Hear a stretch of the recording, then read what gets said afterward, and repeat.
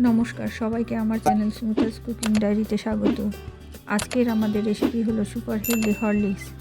এই হরলিক্স বানানোর জন্য আমি 1 cup makhana, half cup almond, half cup কাজু, হাফ কাপ আখরোট ও 1/4 কাপ পেস্তার ব্যবহার করেছি।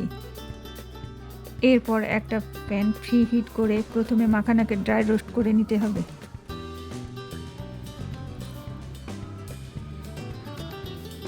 এরপর বাকি ড্রাই ফ্রুটসগুলো একসাথে দিয়ে ভালো করে ড্রাই রোস্ট করে নিতে হবে।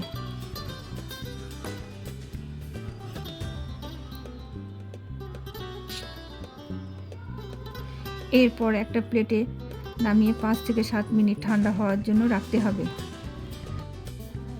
এরপর মিক্সার গ্রাইন্ডারে দিয়ে ভালো করে গুঁড়ো করে নিতে হবে।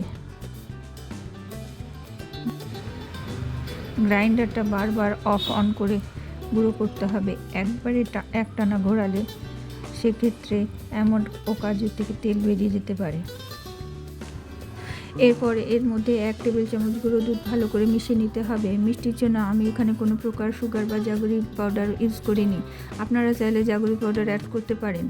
এরপরে আমাদের সুপার হেলদি হরলিক্স দুধ দিয়ে খাওয়ার জন্য একদম রেডি। ভিডিওটি ভালো লাগলে like, share, comment and subscribe করে পাশে থাকা বেল আইকনটি প্রেস করতে ভুলবেন না। ধন্যবাদ।